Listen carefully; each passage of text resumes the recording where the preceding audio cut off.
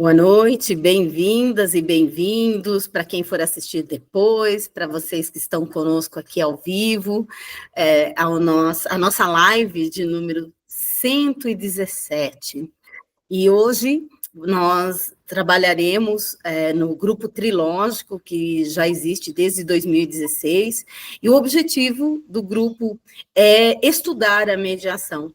Então, a gente normalmente ou escolhe um texto que pode ser indicado pelo grupo, ou um livro, para que a gente possa conversar sobre os temas de mediação. Não existe propriamente um padrão em relação a esses textos, né? Mas hoje nós vamos dar prosseguimento ao livro, aqui, Mediação na Prática, da Corina Scherel, que nós já estamos trabalhando com ele há algum tempo, alguns textos dele. O pessoal que fez o curso de mediação escolar e o curso de mediação privada aqui na Lex Mediare tem esse livro, porque na época a Corina ela foi uma das instrutoras dos cursos, e ela estava trabalhando esse livro, então ela participou, nós tivemos a oportunidade de conversar a respeito disso. Então, mediação na prática, uma abordagem circular narrativa. Aliás, essa é uma abordagem que me chama muita atenção, eu já compartilhei com vocês em alguns momentos, porque eu conheço a parte teórica dessa abordagem, e ainda que eu utilize eventualmente em algumas sessões de mediação, eu não conheço, assim, como observadora, uma mediação prática com a abordagem circular narrativa. Eu sei que tem um mediador, eu sempre me esqueço qual é o local que ele trabalha, que ele atua utilizando essa abordagem. Então, é muito interessante. A Corina também adota, né? E esse livro dela é muito interessante, são várias temáticas. Então, nós já trabalhamos, por exemplo, a questão do papel do advogado na mediação, advocacia colaborativa, modelo sistêmico de advocacia colaborativa, metodologia para a utilização da advocacia colaborativa, com exemplos de caso, né? Aí tem sobre um divórcio, problemas com fornecimento e logística, conflito societário, empresa familiar, composição MED-ARB, comediação e mediação organizacional. Então, o tema hoje será mediação de pares. Olha quanta coisa aqui. São textos mais curtos, então favorece bem a leitura. E, assim, a nossa ideia é eu leio e nós vamos comentando, e vocês fiquem à vontade também para se manifestar. Gláucia, fique à vontade. Oi, eu não entendi. Mediação de pares? Pares. Tá bom, obrigada. Tá certo? Tá, então a gente vai lendo, aí vai comentando, vocês fiquem à vontade, porque o grupo de estudo tem por objetivo essa troca, né, de informações, eu sempre comento que é um espaço para a gente avançar em relação à mediação, porque normalmente a nossa rotina, às vezes, não dá tempo nem para ler propriamente, relembrar alguns conceitos, né? A gente vai fazendo, e o grupo de estudo tem por objetivo trazer as pessoas que estão pensando a mediação, né? Então, aí, as abordagens teóricas, e aí a gente vai fazendo essas complementações com a nossa prática, com as nossas experiências, para mostrar quem tanto está tratando sobre isso, né? Que tipo de visão e experiência as pessoas têm. Eu gosto muito da abordagem da Corina, eu espero que agora em 2025 a gente consiga novamente viabilizar um encontro com ela, porque a Corina ela só trabalha com mediação privada. Então, ela tem uma experiência há muito tempo sobre mediação privada. E eu sempre brinco com ela, né? O primeiro texto que eu li de mediação era da Corina, só que quando ela veio para Sorocaba, ela veio dar uma palestra, um curso na FAD, a Faculdade de Direito, mas eu era recém-formada e eu não tive condições de pagar o curso dela. Sabe? Então, aquilo para mim foi frustrante, mas eu continuei estudando. Aí ela, depois de muito tempo, alguns anos, ela montou um curso em São Paulo, e aí eu me inscrevi, falei, evoluí, né? Agora eu consigo pagar o curso da Corina. E foi uma experiência muito boa, porque era um curso 100% prático. Ela só fazia uma abertura e ela analisava as apresentações. Então, ela deu um caso, né? As pessoas chamam de case, vocês sabem que eu não prefiro as palavras estrangeiras. Então, ela apresentava um caso, o grupo se organizava para montar uma mediação. E aí, no grupo, o pessoal me escolheu, e eu não tinha intenção de participar como mediadora. Eu fui lá para ser observadora.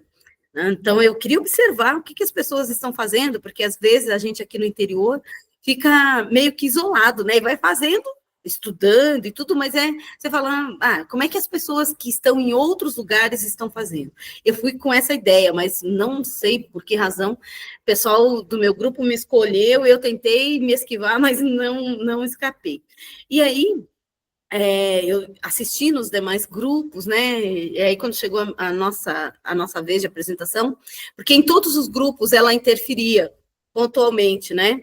Apresentando, fazia pausas, olha, vocês perceberam tal coisa, tal coisa. E no nosso ela não falava nada, aí foi me dando uma agonia aquilo. Falei, meu Deus, o que eu estou fazendo aqui, né? Falei, bom, eu vou fazer do jeito que eu faço, vamos ver. E depois, ao final, ela me disse, ela fez um elogio, né, sobre a minha apresentação, e eu fiquei um pouco constrangida, confesso, porque não era o meu objetivo. Por outro lado, é muito bom, e por isso que eu sou favorável à intervisão. Supervisão, não gosto muito da ideia, porque parece fiscalizatório, mas a intervisão, essa visão interligada, né, do que está acontecendo na mediação, ajuda muito a gente a evoluir. Do desafio, olha, tem alguém me observando aqui, porque essa é uma característica, e me preocupa quando alguém que está sendo observado ignora que está sendo observado, né? Porque a pessoa parece que até faz de propósito não fazer bem feito. Na mediação enfrenta isso, a gente vê isso nos estágios, às vezes. Mas, enfim, então, aí quando convidei a Corina, depois desse curso, a gravar aulas aqui, ela já fez isso várias vezes, participou do congresso virtual que organizamos, então foi muito bom. Ela viaja muito, né? Ela raramente está no Brasil, então às vezes fica difícil de conseguir, e a agenda dela a gente tem que tentar com muita antecedência. De qualquer forma, quando fomos trabalhar esse livro, eu perguntei para ela se ela autorizava que fizéssemos o estudo, essa leitura, né? Porque é uma leitura praticamente integral do texto, né? Então, você sabe que direitos autorais, nós temos que ter toda uma cautela em relação a isso, e ela disse que não haveria nenhum problema, poderíamos sim estudar e ler o material gravado sem nenhuma restrição. Então, é por isso que nós estamos tratando dessa temática hoje. Bom,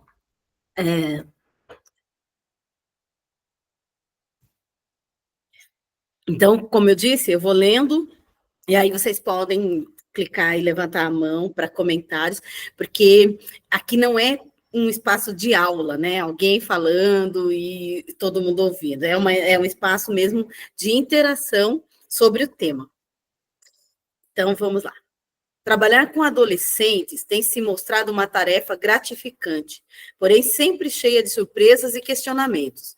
Os conflitos entre gerações desde sempre foram objetos de sonhos de uns contra a realidade de outros, cujo intuito principal é provocar mudanças sociais e políticas.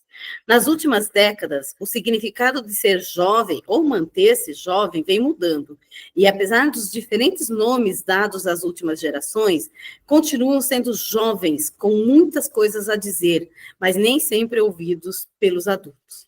Como ser jovem passou a ser também uma cultura, ela é praticada por pessoas de todas as idades, o que vem dificultando a identificação dos jovens a partir de um determinado padrão de consumo, comportamento ou valorização de determinados signos, como sendo um referencial ou significado dos adolescentes da nossa sociedade. Difícil entender o significado social de ser jovem associado à indecisa condição de ser adolescente. A adolescência, classicamente definida como um estado de rebeldia, revolta, transitoriedade, turbulência emocional, tensão, ambiguidade e inquietude, pode ser resumida em um único conceito: necessidade de mudança. Para que uma mudança possa ocorrer, é necessário que se instale o caos, um princípio reorganizador para se atingir um nível superior de complexidade. Assim, entre encontros e desencontros, consigo e com o outro, o adolescente vai encontrando a si mesmo e desenvolvendo sua habilidade reflexiva de acordo com seu tempo interior e biológico. Muitos adolescentes colocam a paciência de seus pais, professores e demais adultos pertencentes à rede social à prova, pois na visão dos adultos, sempre tem uma exigência a fazer. São vistos como mal agradecidos, vestem-se de forma inadequada, ostentam hábitos aborrecidos, recusam-se a comunicar-se de forma inteligível e assim por diante. Aos próprios olhos, estão sendo totalmente naturais e adequados. Bom, certamente tudo isso é bem conhecido de todos nós, principalmente aí para quem tem filhos, né? E nós também já passamos por essa fase e sabemos que tudo isso, esses questionamentos, cada um da sua forma. E cada vez esse conceito está difícil mesmo, né? Eu estava comentando um dia desses com o Elcio, fazendo um levantamento, tanto das nossas famílias como dos nossos amigos próximos, a situação dos filhos deles, que estão na faixa de 25 a 30 anos, todos eles ainda morando na casa dos pais, e dependentes financeiramente dos pais. Já a nossa geração não foi assim, não é? Ou se casou muito cedo, ou, de qualquer forma, já estava no mercado de trabalho há muito tempo, e eu, por exemplo, né, aos 17, eu já estava morando sozinha. Mas por que está se estendendo tanto? E é claro que nesse ambiente, não é questão de certo ou errado, é questão que está havendo uma mudança cultural. E algumas questões são de ordem econômica, estrutural, né, institucional, que mantém assim. Mas o que me chama a atenção, e eu questiono muito, é essa falta de independência decisória. Eu percebo que é um grupo, por exemplo, e eu escuto o tempo todo aqui, né? Eu fiz a inscrição lá para o meu filho no Enem, ou fiz a inscrição para um concurso público, os pais fazendo isso. Mas olha, seu filho está com 25 anos, numa geração que domina a internet, que domina a tecnologia, mas nessa hora da oficialidade, digamos, quem faz são os pais. Vi isso com inúmeros amigos que fizeram inscrição para os filhos na faculdade. Não estou dizendo, não é um julgamento de certo e errado, estou dizendo que isso é resultado de uma dinâmica familiar. E não sem razão os conflitos aparecem nesse cenário familiar, não é? Porque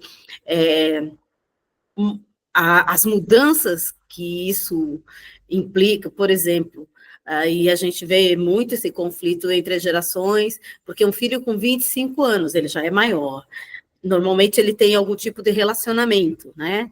E aí ele vai leva a namorada, ou no caso, se for uma mulher, leva o namorado, enfim, ele leva o parceiro lá para casa, dormem, né? Eles têm uma convivência, e tudo isso, às vezes, gera conflito, porque às vezes os pais dizem, olha, a casa é minha, então as regras são minhas, mas eu sou maior, mas você não paga suas contas. Então, assim, esse cenário é muito comum da gente trabalhar, e eu já fiz mediações envolvendo tudo isso. E é interessante, uma coisa que ela fala aqui, e uma coisa que, quando a primeira vez que a Corina falou, eu confesso que me assustei, não sei como é ouvir isso para vocês, quando ela diz assim, para que uma mudança possa ocorrer, é necessário que se instale o caos, um princípio reorganizador para se atingir um nível superior de complexidade. Ela mencionou numa ocasião a questão do quanto nós, mediadores e mediadoras, temos medo do conflito em si, ou de gerar a espiral do conflito. Nós estudamos o tempo todo isso, né? De cuidado com a espiral do conflito. Ela já tem uma outra abordagem, ela diz, olha, a questão não é que a gente precisa deixar que o caos se instale, porque senão nós não vamos chegar naquilo que eles precisam. Mas ela faz uma observação.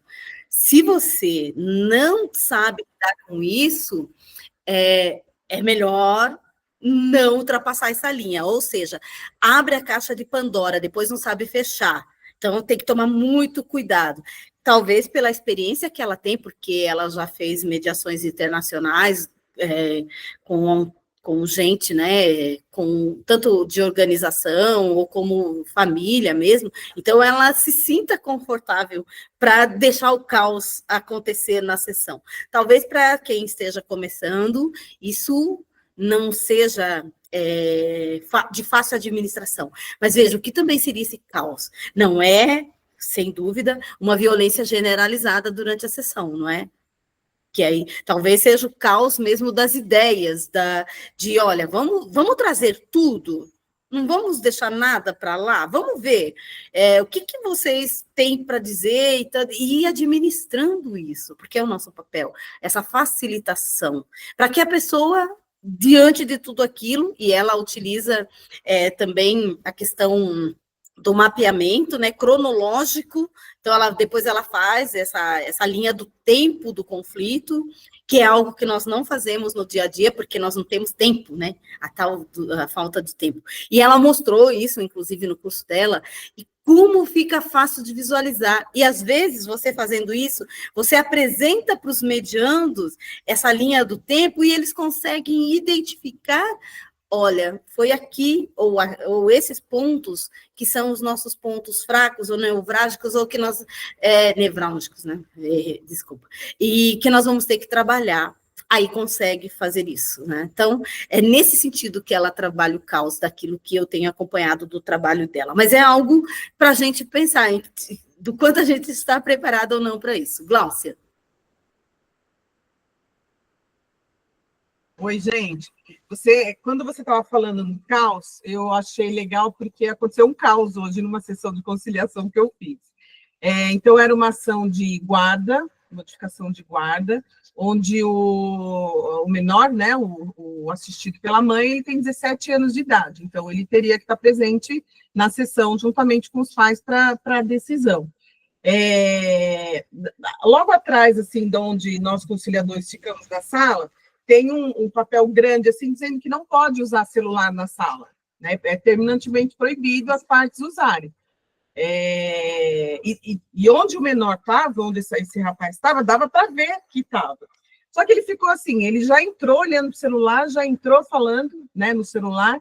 Aí eu falei para ele, olha, como está escrito aqui, é proibido usar o celular na sala. É alguma coisa urgente que você está vendo? Aí o pai que está pedindo a ação, né, a modificação da guarda, ele estava pedindo a modificação da guarda para ficar com o filho. Ele falou assim, doutora, sabe o que é? É que por causa dessa nova lei federal, né, dessa lei que foi imposta na escola, que não pode mais usar o celular na sala, ele se acha no direito de, em todos os lugares agora, ele usar o celular para compensar o tempo que ele não fica na escola. Então, assim, eu comecei a pensar, né? Aí eu falei, então, acho que era Roberto o nome do rapaz. Falei, Roberto, mas aqui, agora, nesse momento, você não pode usar. Então, você, por favor, desligue seu celular, ou coloca no vibracal, ou deixa dentro da sua bolsa, porque realmente não pode usar. Aí a mãe falou, não, mas ele pode usar, ele tem o direito de usar o celular quantas vezes que ele quiser. Eu falei, senhora, aqui ele não vai usar o celular. Então, aí, falando, né, o que você está, tentando fazer o link, o que você está falando, e diante da adolescência, né, do que a gente vê na adolescência, eu estou pensando, eu falei, realmente, hoje foi um aprendizado para a gente ver que, às vezes, precisa uma lei, precisa uma imposição forte, gravíssima, para o adolescente de deixar de usar o celular dentro da sala, né? Quanto está sendo importante isso para eles? Isso eu estou falando do celular, mas no sentido geral, né? Do adolescente, que às vezes ele precisa de uma imposição de norma, né? Muito grande. Pois é, Gláucia, esse comportamento desafiador que quem trabalha na educação convive diariamente, né? A primeira infância é uma delícia, porque a criança ela é muito receptiva às novidades, ela é carinhosa, e até o próprio comportamento dela é uma coisa natural. Eu me lembro nas caravanas literárias que desenvolvemos aqui, nas escolas, enquanto o Elcio estava se apresentando ali, tinha criança deitadinha, sabe? No chão, porque a escola normalmente faz no pátio, e a criança deitadinha ali, não tinha aquela coisa de não se mexa. E é uma liberdade, só que vai chegando na adolescência, vem o desafio, até porque eles buscam a aceitação do grupo, nós sabemos o quanto a opinião do grupo é importante para a adolescência, e a gente vê isso, por exemplo, eu vou trabalhar o Fale Criança numa escola em Itapetininga, que é a nossa parceira, e eu trabalho com os sextos anos, então eles estão naquela fase transitória da criança para o adolescente. E aí o Elcio que brinca, é a risadeira, né? Tudo para eles vão interpretar um jogralzinho lá extremamente trágico dando risada, né? Então, é uma coisa... Porque eles não sabem ainda lidar com essas emoções. E o adulto, de verdade, não está preparado. Às vezes, a gente não sabe lidar nem com as próprias emoções, ter que administrar as emoções dos outros é muito mais complexo. E aí vem algo que eu gosto muito, que eu trabalho muito na mediação escolar e trabalho no Fale Criança, que são os combinados. Quem participa de círculos de diálogos, ou quase todos os ciclos restaurativos têm essa característica dos combinados, né? O objeto da fala, que é extremamente poderoso, é uma forma, ao mesmo tempo, de você controlar o que está acontecendo ali, entre aspas, não é uma palavra muito boa, né? Falar para adolescente sobre controle já é um meio caminho para que a coisa não funcione. Mas de dizer para ele, olha, é o seu momento agora, você pode falar ou não.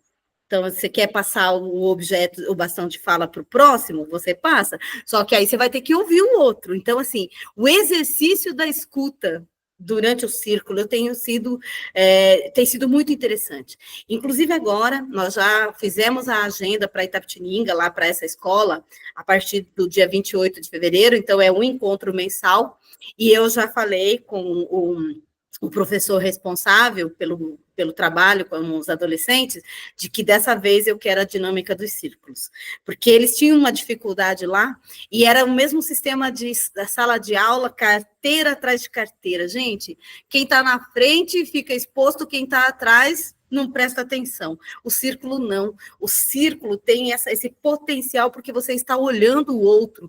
Todos estão se olhando de frente, independente da posição que cada um esteja. Então, eu já disse para ele, olha, ele falou, então nós vamos ter que mudar o local. Pode ser lá no pátio? Falei, pode, desde que você garanta que eles estejam em círculos. Exatamente, porque fica mais fácil. E deixar os combinados. O que são os combinados? Pode fazer tal coisa? Não pode? Então, primeiro, você ajuda que essa criança e esse adolescente sejam de verdade protagonistas e tenham autonomia de decisão. Mas ter autonomia de decisão não é isso que a Gláucia trouxe agora, de pode quebrar regras. Não, não é isso, é combinado. E se tem uma regra ali, você tem que seguir aquela regra, porque você tem que respeitar todos os presentes, senão vira um déspota. Não é? O que é o déspota? É alguém que acha que tem razão sempre, que pode fazer qualquer coisa. E aí eu me lembro até de uma cena de um filme que eu vi dos Estados Unidos, eu não me lembro qual era o nome do filme, eu acho que era sobre Watergate, alguma coisa assim, em que tem uma fala do presidente da época, quando alguém questiona a postura dele sobre a ilegalidade, ele diz, se o presidente fez, não é ilegal. Olha o risco disso, como assim não é ilegal? E todo mundo sabe o desdobramento que teve essa situação lá.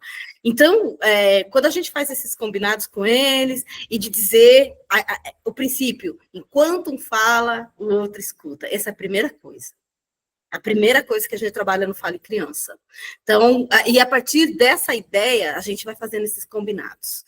E isso, o Elcio, quando estava na direção em Salto de Pirapora, ele fazia as assembleias com os alunos. Tudo era votado. E era muito interessante, porque, por exemplo, uma das situações que ele fez lá, pode comer salgadinho, daqueles os chulezitos da vida, né? Que é assim que a criançada fala. Pode comer isso na escola? Bom, vamos colocar em votação. E aí, tinha o grupinho que defendia, tinha o grupinho que era contrário. E eles iam de sala em sala apresentando as razões. Até que um dia era marcado a eleição, todos assinavam, todos votavam, e o resultado tinha que ser aí, né, princípio democrático, a maioria tinha que aceitar o que aliás, todos tinham que aceitar o que a maioria decidisse. E funcionava muito bem. E era muito interessante porque eram crianças, eles não eram ainda adolescentes, eles estavam ali numa faixa etária antes da adolescência. E isso, combinados, por exemplo, qual seria as crianças que iam para as reuniões com os pais, porque às vezes elas estavam lá, como é que elas deveriam se comportar? Eles criavam as regras para eles. Isso é o que nós vamos tratar em mediação entre pares. Por quê? Na mediação entre pares, são os próprios pares que fazem a mediação, não é um terceiro. Por exemplo, na escola, se o conflito envolve alunos, não é um professor que será o mediador, será um aluno mesmo que vai trabalhar com esse conflito, na condição de mediador. É claro que ele tem que ter uma preparação para isso, né? Mas é muito interessante, porque eles seguem essas regras que eles criam. E nós, adultos, eu vejo isso muito com os pais, que eles dizem, nossa, meu filho era tão colaborativo, tão assim, agora na aborrecência é terrível.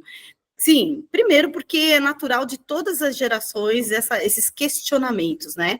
De querer criar algo novo, que quando a gente é adolescente, jovem, você pensa mesmo que vai mudar o mundo, como dizia o Cazuza, né? Aquele garoto queria mudar o mundo, agora assiste tudo em cima do muro. A gente vai mudando isso.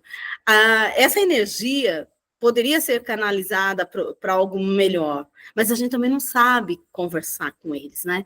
E aí eu vejo, e isso eu acompanho muito de perto com amigos e familiares, e até mesmo em mediações já vi, os pais não criam um ambiente em que a criança se habitue a tomar decisões, ou melhor, participar das decisões, porque se ela decide sempre, ela também será, né, tudo do jeito dela, mas a criança participar das decisões dos pais. Não, os pais decidem tudo, né? Ou o oposto, a criança que decide que roupa quer, que roupa usa, que calçado, onde vai. Então, assim, é um mini déspota. E o oposto disso. Qual é o resultado? Como a criança não se habituou a ouvir argumentos e a negociar, ela vai, lá na adolescência, ser mais rebelde sem causa mesmo, né? Entre aspas, porque todo mundo tem as suas razões. Mas ali ela acaba gerando esses conflitos, e terá como resultado a impossibilidade de um acordo. Ou melhor, do diálogo, não do acordo, do diálogo. O diálogo fica comprometido por quê? Porque ela não foi ouvida antes. Ou ela decidiu e os pais acataram, mas não houve essa contribuição de vamos conversar sobre isso, deixa eu ouvir você, deixa eu ouvir, me ouça agora, sabe? Não tem diálogo.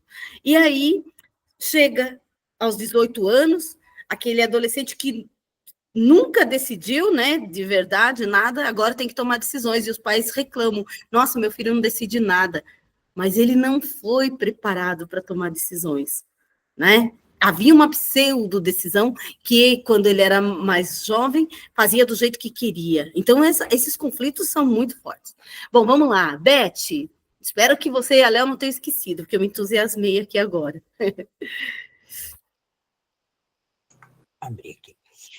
Então, tá, eu tive experiência esses dias, né, que eu fiquei mais no começo do ano lá para casa da minha filha, e ela tem um de 10 anos, né, e tem uma de 3 e um de 10. O que eu acho hoje, o que acontece, eu acho que está pior, eu acho que as crianças, as nossas crianças, né, que nem da minha época, né, que hoje já tenho netos, então eles respeitavam mais, eles obedeciam mais. Eu acredito que hoje os pais trabalham muito e dedicam pouco tempo aos filhos. E o que faz? Tudo é na base de troca. Se você fizer isso, você ganha isso. Se você fizer aquele outro, você ganha o outro. Então, é tudo na base de troca.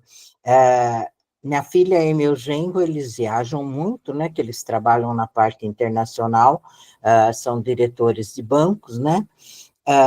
e eles viajam bastante para o exterior, e quando eles viajam, eu tenho que ir para lá para dar uma orientada para as babás lá, para as empregadas, né, para não deixar só na mão delas. Então, eu vou para lá. Mas, assim, eu faço uma reunião, né, com os pais, e esse que é maior, né, e falo, olha, vou colocar castigo, se não me obedecer, se agir dessa maneira comigo, vai ficar de castigo e tem essa liberalidade, pergunto para os pais aí na frente da criança, tem essa liberalidade? Tem liberalidade, então vai lá. E ele me obedece direitinho. Agora, eu percebo que quando é com os pais, às vezes foi na casa brincar do amiguinho, está na hora do jantar, então interfona para buscar, para vir, fala, mas por quê? Tudo por quê? Tem que ter uma explicação. Por que eu tenho que ir agora? Por que você não me deixa ficar mais? Por que isso? Por que aquilo? Então, assim, está muito complicado, né? Então, eu acho que está bem difícil para criar filho. Hoje está. Eu fui até a Argentina, né, e vi o projeto, o processo que eles têm lá, né, de educar as crianças nas escolas, né, desde...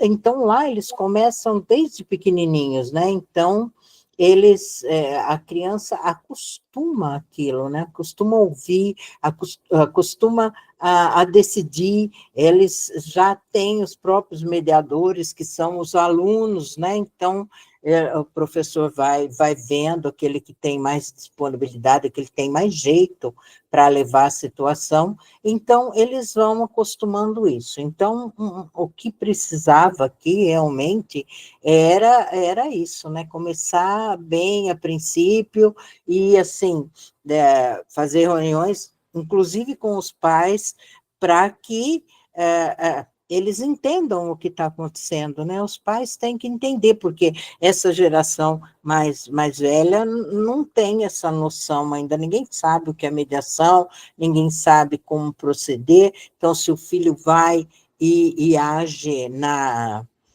de uma forma diferente em casa, os pais mesmo vão questionar essa forma como as crianças estão agindo. Então, eu acho que, assim, é um processo de formiguinha e vai a longo prazo para que a gente consiga, né, e precisaria do apoio das escolas e de todas as instituições para que deixasse isso acontecer normalmente para eles aprenderem isso.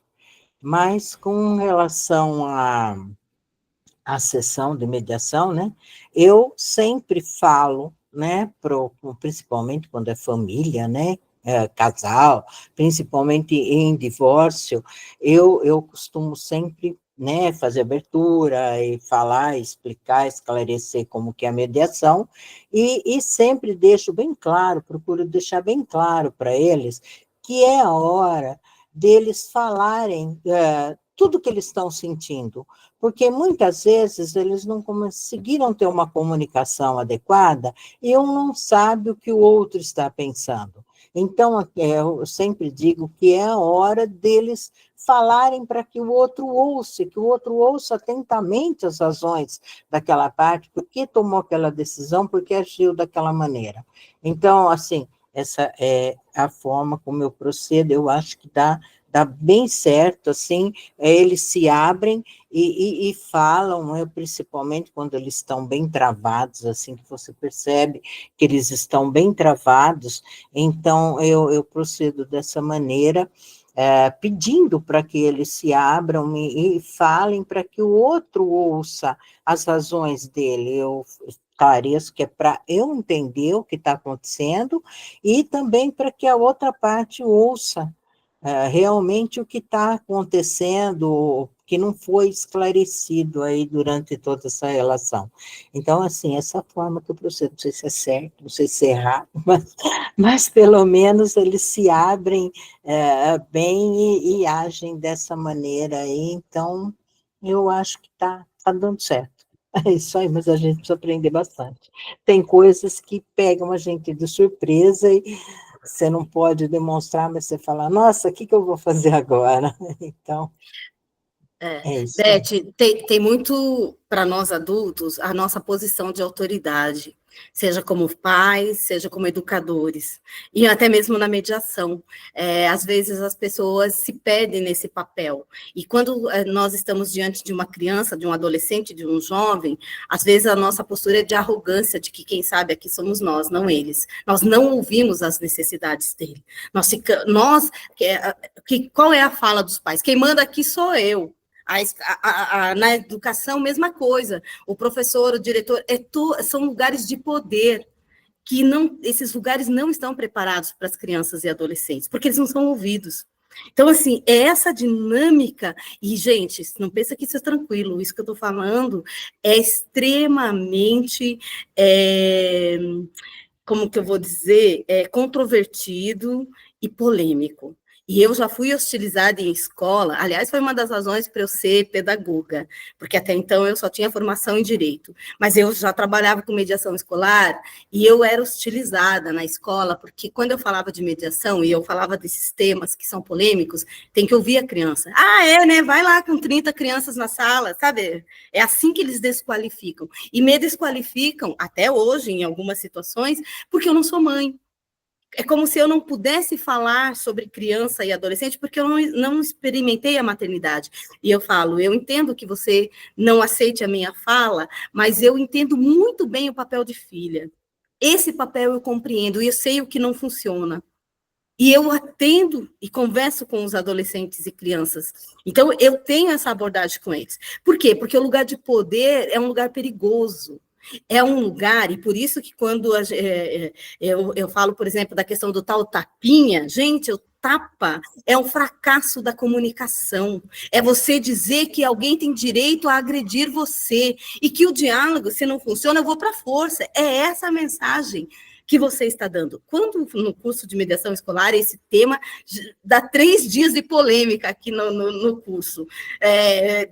Por quê? Porque todos nós tivemos essa formação, a nossa geração, a geração anterior à nossa, e a mais velha até, né, que não podia nem olhar, que se você olhasse, dependendo do jeito que, se os pais olhassem para você estava aprontando, depois ia sobrar, não é? Até tem a tradição, por exemplo, do dia de malhar os Judas, que podia bater nas crianças, né, porque não podia bater na quaresma, mesmo que a criança no sábado de aleluia, lá, não tivesse feito nada, ela apanhava. Gente, eu sou da roça, eu lembro dessa tradição há pouco tempo.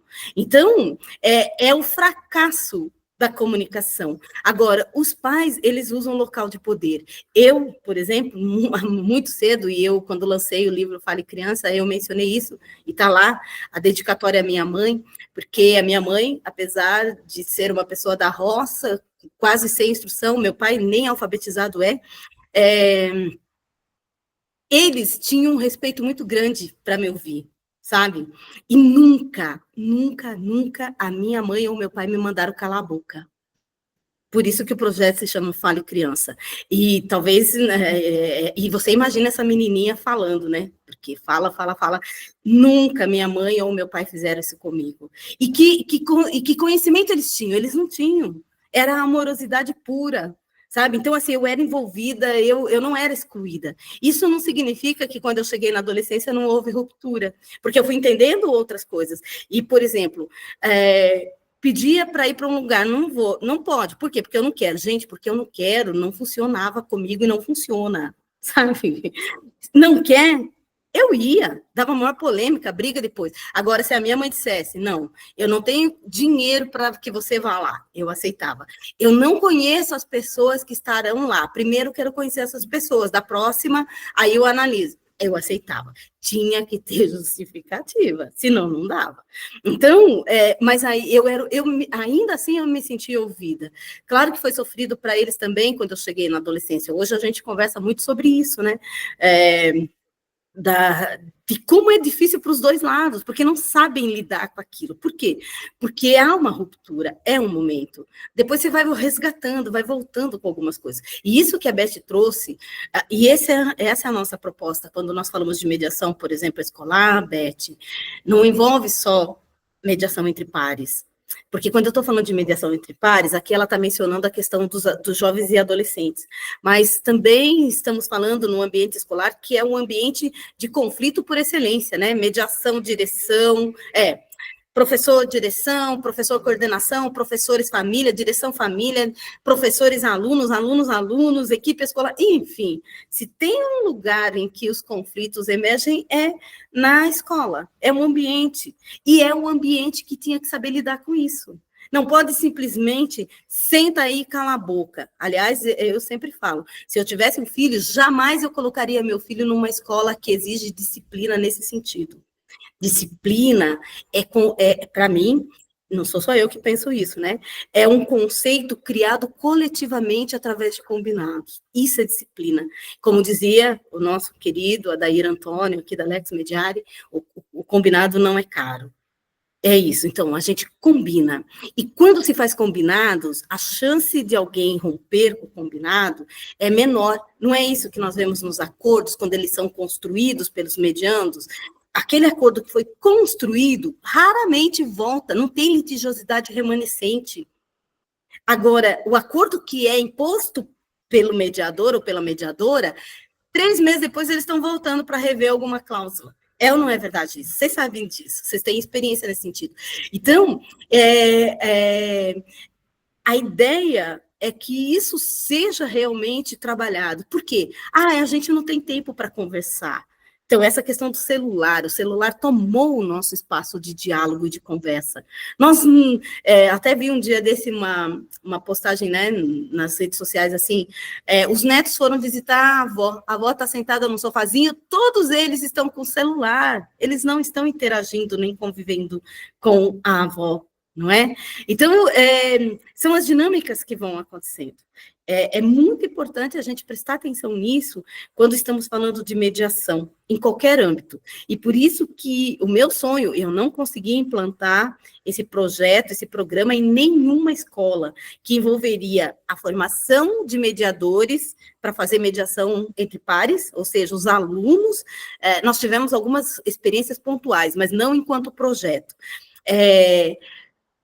Trabalhar a equipe escolar, desde o porteiro, porque a acolhida quem faz? É o porteiro. E quando eu falava com as diretoras, eu dizia, vocês estão aqui num curso de mediação escolar. Tá? Quem que está aqui? O pessoal do poder. É a direção, é a vice-direção, é a coordenação pedagógica. Às vezes, professores. Tá. Quem é que atende na escola? O porteiro. Como é que esse porteiro atende lá? E isso eu vivi numa escola em Itapetininga, que Elcio e eu chegamos, o porteiro não sabia quem a gente era, nem o que estava fazendo lá, eles falaram assim, quem vocês querem? Desse jeito. Tá. Aí eu falei para a diretora, porque ela fazia parte de um grupo de estudo nosso de mediação escolar, falei para ela, olha, eu quero dizer para você, e não quero que você vá lá chamar a atenção do seu porteiro, porque ele faz o que ele aprendeu a fazer. Agora, vamos imaginar que Elcio e eu fôssemos pais de alunos. Primeira coisa, quem vocês conhecem que vão para a escola elogiar a escola? Que pai e mãe vai lá para elogiar a escola? Vai lá para reclamar de alguma coisa, não é esse o contexto? Não é essa a realidade? Falei, então, se eu sou a mãe, chego na escola e sou recebida, o que é que vocês querem? Como é que eu ia chegar na sua sala de direção? Eu estaria muito mais brava. Agora, se eu sou bem recebida lá, se o rapport é bem feito lá, sou acolhida, boa tarde, bem-vinda, como eu posso ajudar? Olha, você quer, fica à vontade, senta aqui. Cria um ambiente que já minimiza a minha agressividade diante daquela situação. Então, a escola, olha só, Beth, como é desafiador. Nós precisamos trabalhar do porteiro à direção. Todos, professores, alunos. Agora, o que eu ouvi de uma professora? Vocês têm esse hábito de criar projeto para dar mais trabalho para a gente.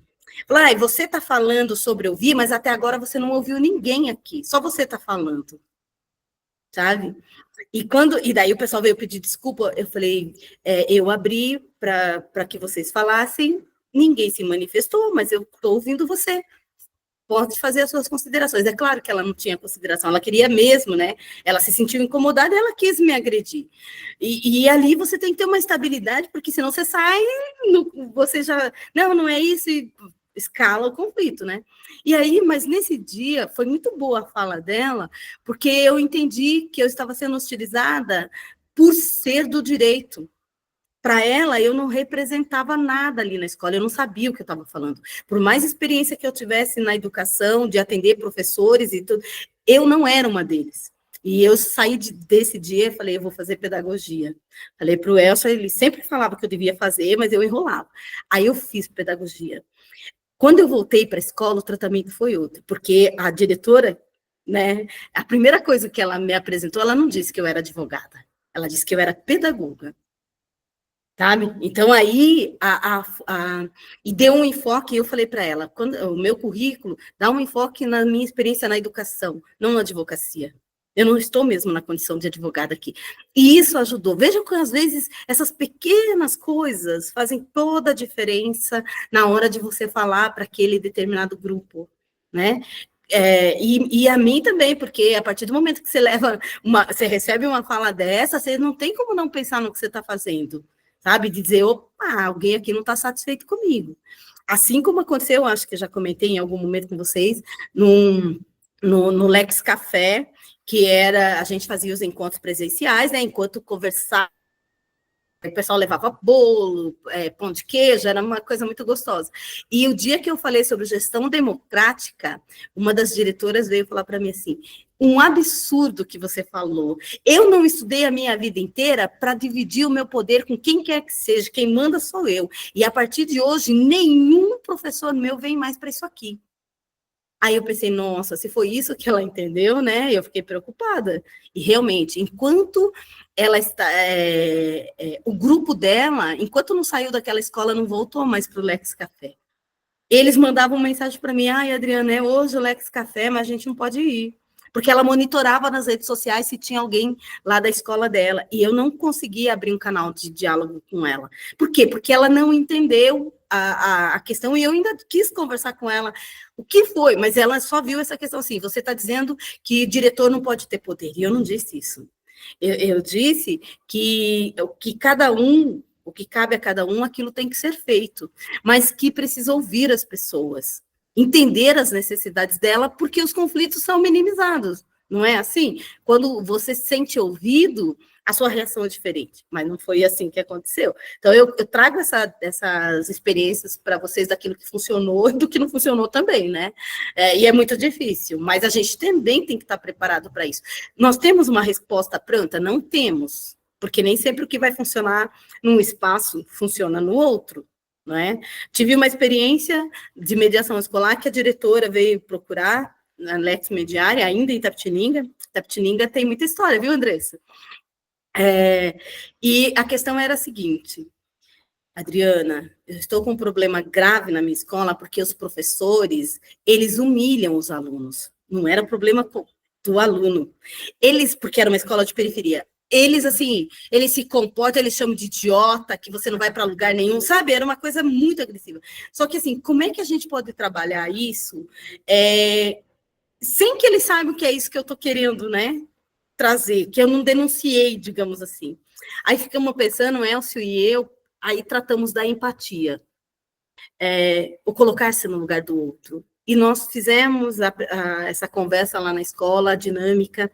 Desse grupo de professores, vários fizeram cursos conosco depois, e a diretora disse, olha, Adriana, não foi fácil, e alguns de vez em quando dizia, hoje eu tive uma crisinha lá de estrelismo, de poder. Porque, vocês sabem, a gente não muda, né, imediatamente o nosso paradigma. Isso aí, você tem que insistir. Mas foi falado muito da questão do respeito, da questão do colocar-se no lugar do outro, qual é a história do outro, a dor do outro tem que ser respeitada. Fomos trabalhando tudo isso, e sem falar propriamente o que estava acontecendo, né? E foi muito bacana. Então, assim, foi a partir daquela necessidade nós trabalhamos. Então, a gente vê que tem muita coisa para ser trabalhada. E nos mais variados ambientes aí, da escola, porque normalmente mediação entre pares, mediação de pares, é feito no ambiente escolar. Léo, não esqueceu o que você ia falar ainda?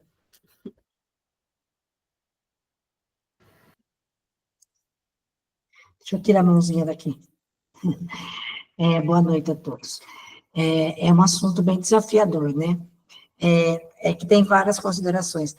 Uma delas é a questão do caos, né? Essa questão do caos do adolescente, muitas vezes, ele se torna um caos por conta do caos dos adultos, né? Porque o fato de ser adulto não quer dizer que não haja necessidade de mudança. Há necessidade de mudança também, porque conforme o cenário muda, conforme o ambiente muda, nós precisamos rever, né, algumas coisas também. E, às vezes, o caos, tem que rever o caos de cada um, dos adultos e dos adolescentes. Aí é a questão do caos. Outra coisa é com relação a esse encontro que você falou da Fale Criança, que é presencial. Ele pode ter observadores ou tem um grupo já pré... Eu gostaria de observar. Achei bem interessante essa questão.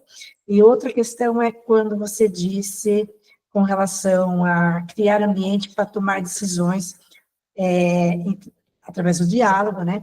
E outra coisa é tomar a decisão, se responsabilizar por ela, né? Porque muitas vezes toma-se a decisão, mas delega a responsabilidade. Inclusive, tem um livro bem interessante que fala o Poder de Ação para Crianças, que é do Maurício de Souza, que ele traz várias questões nesse sentido. Bem interessante, é a forma de gibi. Eu vejo que você trabalha bastante a questão de gibi, né? É um livro bem interessante. Depois, qualquer hora, a gente pode trocar uma ideia a respeito. Léo, qual que é o nome? Travou bem na hora que você falou do nome do gibi? É o Poder da Ação para Crianças. Ah, tá bom. Depois você põe lá no grupo para a gente Põe, é bem pesquisar. Eu não estou interessante. lembrando. Bom, em relação ao Fale Criança, para saber se terceiros, já tivemos isso, sabe? O grupo de mediação escolar do ano passado acompanhava as minhas atividades lá na escola, é a Escola Alceu Gomes, ali perto do SESI de Itapetininga, escola de periferia, né? Estadual. E a diretora autorizava que o pessoal acompanhasse. Claro que não podia ir todo mundo do grupo, a gente fazia um revezamento, porque senão ficava muita gente, né? E você sabe que eles também, os adolescentes, não se sentem muito confortáveis com muita gente estranha, entre aspas. Mas eu vou falar com ela sobre essa possibilidade, eu acredito que ela não vai se opor, e aí eu aviso vocês, porque o nosso primeiro encontro do ano será dia 28 de fevereiro, e eu já tenho a agenda do ano inteiro fechada com eles, né? Aí eu vou disponibilizar isso. Então, isso é do Fale Criança. O que outra coisa você tinha trazido aí, Léo? Você já respondi do gibi? Não, só a questão da tomar decisão e se responsabilizar por ela, né? Então, na verdade, quando a gente trabalha com os círculos de diálogo, e essa é uma coisa que eu não entendia na justiça restaurativa, que é um outro preconceito que, inclusive, a advocacia tem, de entender que a justiça restaurativa passa a mão na cabeça de bandido. Não é isso que a gente escuta, né? Se mediação já não é entendida, justiça restaurativa muito menos. E eu confesso que eu já tive essa ideia num passado. E depois que eu fiz o curso, né, que eu fui convidada a fazer o curso, sou da primeira turma de formação em Itapetininga, a minha visão mudou completamente, porque a gente não parte mais do julgamento e não evita o processo judicial penal, não é? Então, assim, participar dos círculos restaurativos não implica em agora você não será condenado, por exemplo. Não é esse o objetivo. Então, da mesma forma, a questão da responsabilização ou responsabilidade, né? Tanto que a justiça restaurativa envolvendo crimes mesmo, começa pela própria aceitação de que a pessoa cometeu aquele crime. Se ela diz eu sou inocente, não dá para a gente fazer os círculos, né? Porque pressupõe assumir a autoria daquele crime. o que é bem complexo, nós sabemos disso. Então, essa responsabilidade é muito importante. E isso a gente vai gerando nessas crianças e de adolescentes exatamente essa noção. Tudo na vida tem consequência. A última conversa que tive com eles, agora esse ano já é um grupo novo, né? Então eu nunca sei qual será o desdobramento, mas nós finalizamos 2024 com o tema bullying, que estava acontecendo umas coisas lá, o bullying tem que estar sempre sendo trabalhado na escola. E aí, nós focamos essa questão da responsabilidade da pessoa que comete o bullying. E quando você diz que a pessoa que comete um bullying, antes de mais nada, ela é uma pessoa insegura, você atinge aquele adolescente, porque tudo que ele não quer na vida é ser inseguro. Ele sabe que ele é. E, inclusive, os valentões da escola, os que zombam, não é? Ele nunca faz isso de forma isolada, ele faz isso para dar show, para convencer o grupo. E nós vimos as reações lá. E toda vez que a gente trata do bullying, nessa perspectiva de falta de respeito. E aí tem uma musiquinha, não sei se vocês conhecem, sobre que diz assim, que o legal é ser diferente. Conhece essa musiquinha? Tem gente alto, magro. Eu vou ver se eu localizo o videozinho e vou compartilhar com vocês. A partir desse vídeo, você mostra, porque na periferia, principalmente, né? Porque a questão de ser negro é complexo, de ser gordo é complexo, o tipo de cabelo é complexo, e aí eu falo, gente, olha a cor dos meus cabelos. Há algum tempo isso não seria aceito. E hoje? Hoje, se não gostar, tá tudo bem. Eu não vou mais me questionar isso, né? Então, eu vejo como as coisas mudaram. Então, eu acho que a gente tem muita coisa para conversar. E quando eu estou falando isso, por isso que eu gosto muito do grupo de estudo e da leitura do texto. Olha, nós não chegamos nem na metade, né? A gente já está aqui para encerrar, porque é 1 hora só, né? Então, eu gosto de seguir os combinados. Quando você possibilita para essas crianças e adolescentes o combinado, você pode relembrar. É o que nós fazemos, por exemplo, na declaração de abertura. O que é a declaração de abertura? É o contrato oral da mediação. Eles podem não aceitar aqueles combinados? Eles podem. E já aconteceu da pessoa dizer, olha, eu só não concordo com tal coisa. Falei, tá. E o outro? Não, se não concordar com isso, não dá para conversar. Aí você tem que fazer uma mediação. Parece que não vai acontecer nunca que alguém não vai concordar com a declaração de abertura. Eu tive 2 experiências assim. Levei o maior susto da primeira vez. Na segunda, eu já estava mais preparada. Mas, a partir do momento dos combinados, você volta lá. Pessoal, vocês decidiram as regras. Essa regra não chegou lá. Eu, Adriana, dizendo, gente, vocês vão ficar calados, sentados, travados. Não fui eu que falei isso. Eles decidiram a questão da conversa. E quando eu apresento para eles, aí, lá no círculo, eu posso dar sugestão, né? Como é que é o princípio básico da mediação? Enquanto fala, o outro escuta. Faz sentido isso para vocês? Faz. Por quê? Porque se todo mundo falar ao mesmo tempo, ninguém entende. É muito prático para eles isso, né? Eles entendem isso. E aí, se alguém está tumultuando, eles controlam, eles têm esse autocontrole, né, entre eles ali. Então, isso ajuda para que a gente vá mostrando para eles que existe uma outra forma de fazer. E, olha, é difícil, porque é uma realidade como periférica, em que as pessoas moram ali em regiões, né, de pobreza, né? A Andressa de lá conhece bem essa realidade ali do entorno da Alceu Gomes. É muito difícil você falar para um grupo que tem muitas carências. As afetivas nem se falam. Então, ali, pai que está preso, mãe que está presa, tem a droga que é ali do lado, a violência, o abuso, tem de tudo. Então, é muito difícil a gente tratar dessas abordagens. E o que me chamou muita atenção sobre o bullying foi quando uma menina, depois, já adolescente, né, veio falar para mim, e quando a mãe da gente faz bullying com a gente? E aí eu tive que separar um espaço para ouvi-la, né? Porque ela precisava ser ouvida nessa dor dela, porque ela entendeu que que a mãe dela zombava do cabelo dela, a mãe dela zombava das condições, né? Da aparência dela, tudo a mãe zombava. Então ela não estava num ambiente seguro. E como é difícil, né? Então, com ela, inclusive, e ela ficou muito, muito grudada comigo, porque eles se apegam. Então, assim, ela se convenceu da minha fala, e aí, nossa, ela queria tirar foto comigo. E toda vez que eu vou lá, ela vem me abraçar, e ela fica abraçada. Eu quase choro ali junto, né? Porque eu sei do que ela está precisando ali, daquilo que ela já se manifestou.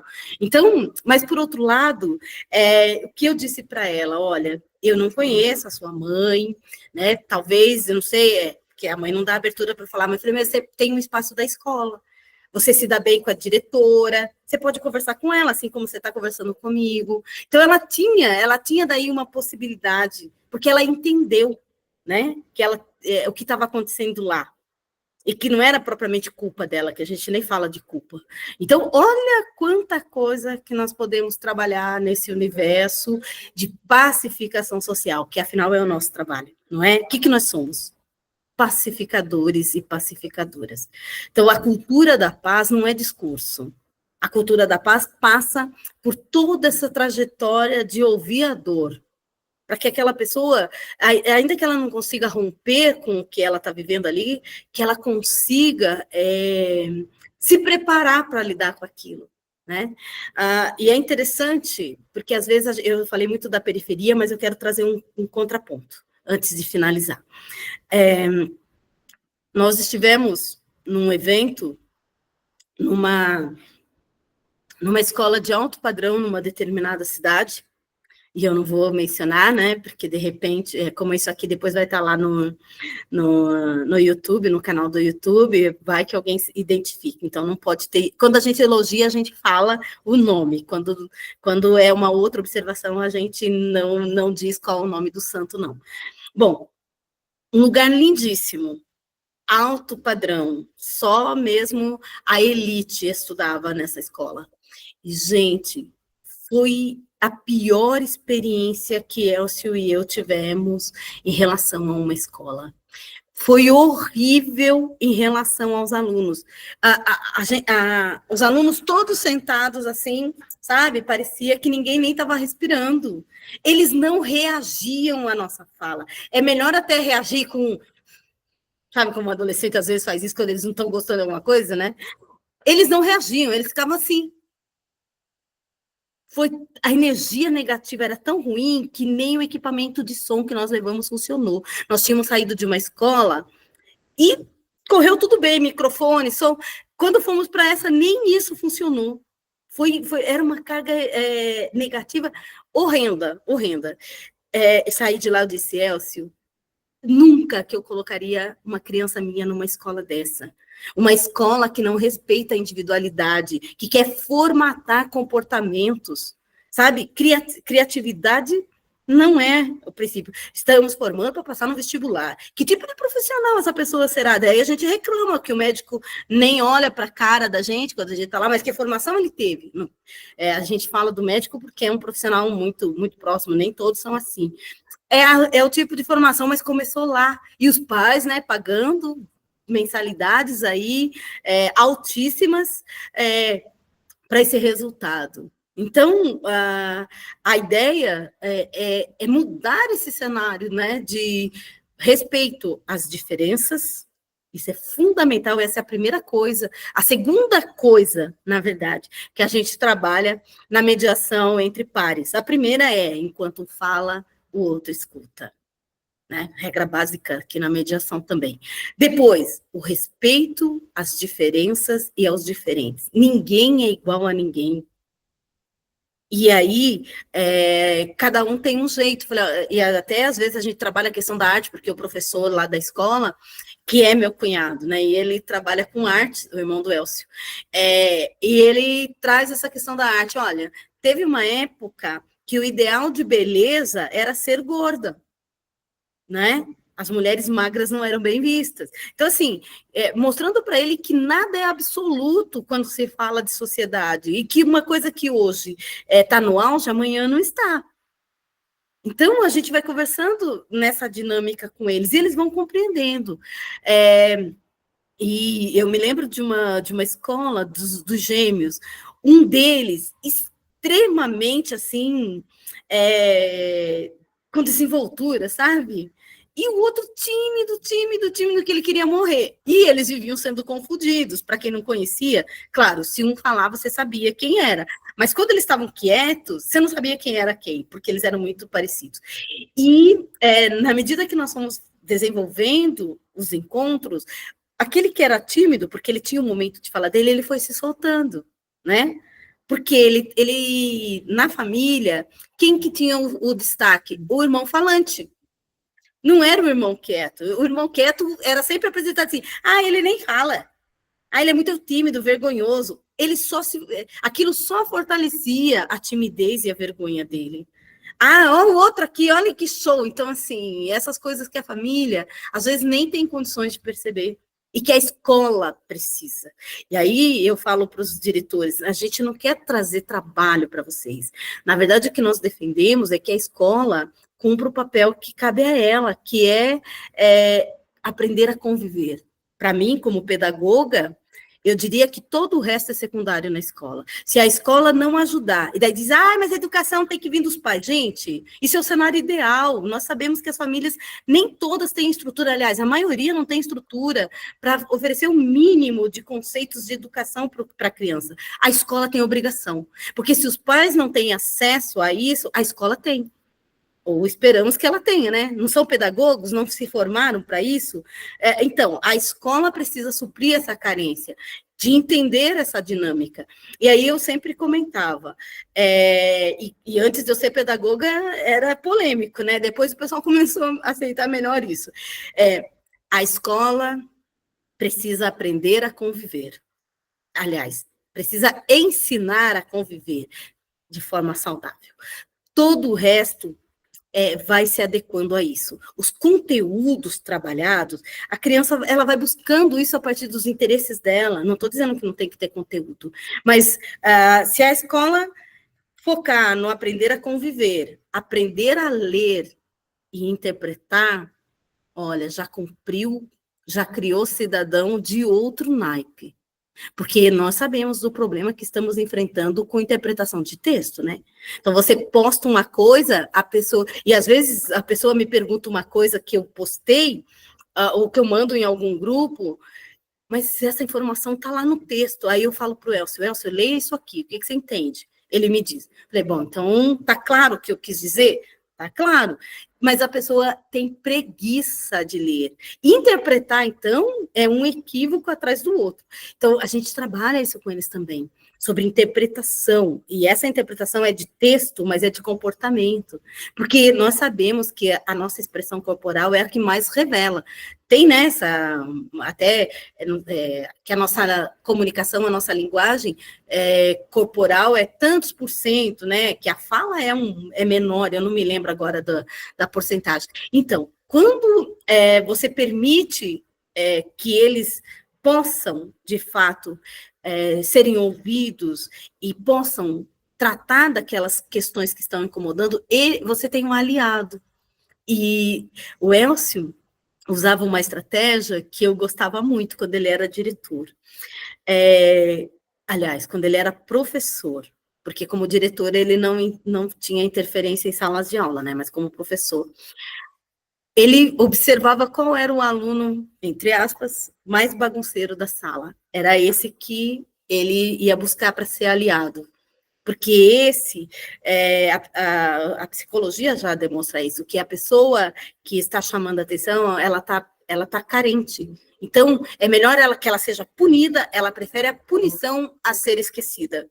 Então, ele pegava esse aluno ou essa aluna e ia trabalhando com ele de forma bem sutil, né, para não ser essa coisa. E quando via que ele já era um aliado, era a pessoa que dizia, gente, o professor chegando aí, vamos respeitar, sabe? Alguém que desrespeitava desde sempre. Então, E hoje, né, tem um aluno, inclusive, que está, acho que na Faculdade do Rio de Janeiro, que mandou mensagem para ele agradecendo, dizendo, nossa, professor Elcio, se não fosse a maneira como você me tratou, eu acho que eu seria um bandido, não é? Por quê? Porque ao ser respeitado, ele se sentiu, de fato, uma pessoa, porque a não pessoa é o desrespeito. Toda vez que a pessoa é vilipendiada, na essência da dignidade dela, ela não é mais uma pessoa, né? E ela não tem mais interesse em nada. Então, olha o desafio. Tá, pode parecer aí uma divagação imensa, né, da minha parte, mas eu estou dizendo daquilo que... E outra coisa, né, devagar é importante. Eu sou daquelas que acho que utopia não é algo impossível, é algo que ainda não foi realizado. Mas é por isso que a utopia existe, exatamente para que a gente viabilize, e eu acredito nisso. E acho que todo mundo acredita, porque se nós não acreditássemos, seríamos qualquer outra coisa, menos mediadoras, não é? Porque se nós chegamos até aqui, nós temos essas coisas dentro de nós, essa vontade de ajudar, para que a pessoa tenha autonomia. Nós não queremos que a pessoa seja dependente. Eu brinco, e a Andressa foi minha aluna, ela sabe disso, no curso, né? Assim, o sonho, na verdade, é que um dia nem precisem mais de nós, mediadores. Porque as pessoas conseguiram conversar, que elas aprendam a conversar para resolver ali os conflitos, controvérsias e situações que surgirem. Seria um sonho, né? Enquanto isso, nós estamos aqui, passando essas orientações, essas informações e divulgando um trabalho de qualidade. É nisso que eu acredito, tá? É isso, gente. Aqui, então... Tem um minutinho aqui, alguém quer fazer algum comentário antes da gente encerrar? Fique à vontade. Eu não quero que as pessoas não precisem de mim, Adriana, eu não concordo.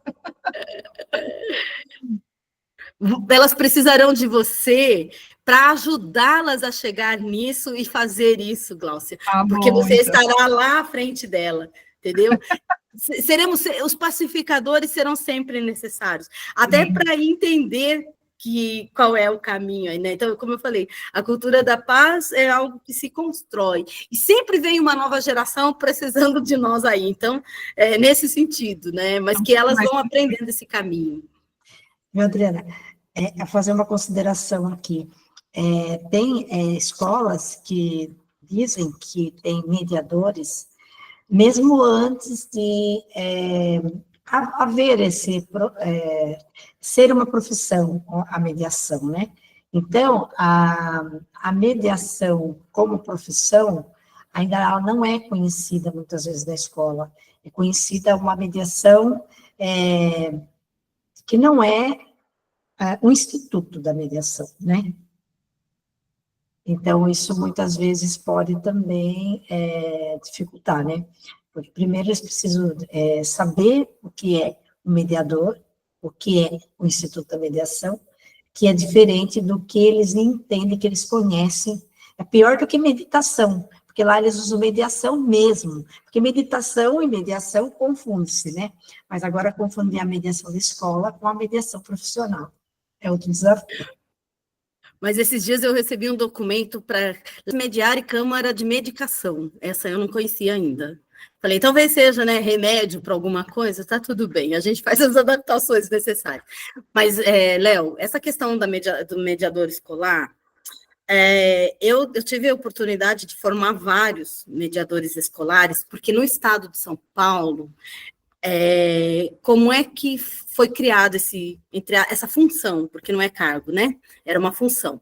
Eram professores que perdiam aula, só que eles não poderiam ficar fora da rede, né? Tem lá toda a organização. E aí, eles vinham para essa função, ou seja, em regra, eles não tinham preparação nenhuma para exercer essa função. E o que é que o mediador escolar fazia? Era inspetor de aluno, era ir lá no corredor, chamar atenção, xingar, punir, sabe? Isso eu vi muito, e eu me lembro de um aluno que era mediador escolar, ele fez o curso conosco, o primeiro curso de mediação escolar da Lex Mediare, foi logo que foi implantado, eu não me lembro mais do ano, mas eu tenho esse material. E ele falou, Adriana, nós fazemos um curso básico Ele já é da turma que fazia um curso básico, né? Que antes disso nem era. E ele falou, mas nada do que você está trazendo aqui a gente aborda lá. E ele, nossa, inclusive, depois ele trabalhou muito a mediação escolar, se desenvolveu muito bem. Então, veja, não era um perfil, não era o mediador, nós sabemos que tem que ter esse perfil, não é? Não, era um professor que tinha perdido aulas e ele era reaproveitado nessa função. O resultado, claro, que seria catastrófico, né? Depois houve toda uma mudança, houve toda uma mudança, uma sequência de mudança, e hoje, até não sei se agora em 2025 mudou alguma coisa, mas até ano passado, quem exercia essa função no estado de São Paulo, nas escolas estaduais, era a vice-direção.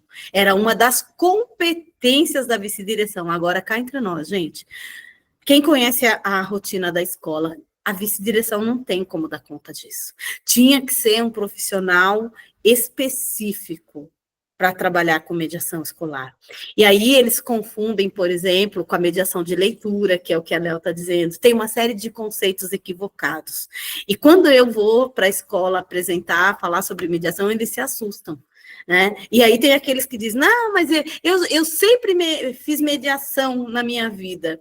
E aí eu falo, me diz como é que você faz diante de tal coisa. Não, você está dando lição de moral, você está fazendo outras coisas. Por quê? Porque não tem as técnicas nem os conceitos, né? E quando eu estou na formação, uma coisa que eu acho interessante é a pressa de quem está se formando, de chegar nas técnicas de mediação.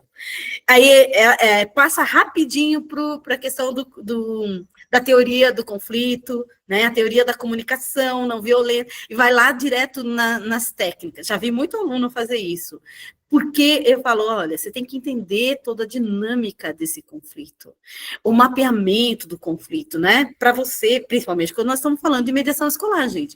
Não dá para implantar um programa de mediação escolar sem entender a dinâmica e o mapeamento daquele espaço, não é?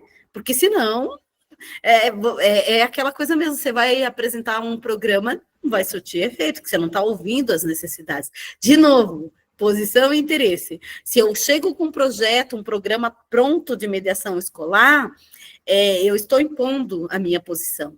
Eu não estou recebendo quais são os interesses daquele espaço. E isso, inclusive, já acompanhei algumas situações que não funcionaram, porque veio mesmo, sabe, eu acredito que a melhor forma de mediação escolar é essa, então eu vou lá e apresento, a escola tenta implantar, mas não funciona, né? Então, essa questão da gente, de fato, se comprometer, ouvir, é trabalhoso? Eu estou trabalhando com isso há quantos anos? Não consegui uma escola que abraçasse integralmente isso. Para a gente, como eu disse, começar no porteiro e até a direção. Até porque também, e talvez seja aí até uma falha minha, porque, como eu falei para vocês, sozinha não dá, né? Vocês vejam, a gente está tendo esse encontro agora, o nosso próximo do grupo de estudo daqui a um mês. Então, assim, passa muito rápido e se a gente não fizer nesse intervalo outras conversas e outras práticas, a gente vai se perdendo. Isso foi só um encontro agora. Então, para você incorporar tudo isso, você tem que ter uma rotina naquilo. Uma vez é aqui, na nossa conversa, outra vez é lá na escola, outra vez é com outro grupo. Então, isso vai fortalecendo, senão se perde mesmo, né? Então, é nesse sentido que a gente tem que estudar essa parte toda teórica, e eu acho que o nosso compartilhamento aqui foi muito bom. E eu quero dizer para vocês que muitas vezes eu fiz essa conversa sozinha, e eu fazia mesmo assim, porque aí, se vocês verem lá no canal do YouTube, então, eu estava sozinha, não é? Assisti todas, Ai, e que eu bom. achei fantástico. Pois é, que eu agradeço, Léo. Porque eu tenho, por princípio, assim, se eu, que acredito nisso, desanimo, quem é que eu convenço? Primeiro eu tenho que convencer a mim. E eu sempre pensei assim, olha, se ninguém pode naquele horário, por alguma razão, qualquer, eu estou disponível e é um exercício para mim. É um exercício de raciocínio, é um exercício de leitura e até mesmo de oratória, né? Porque agora eu estou sozinha.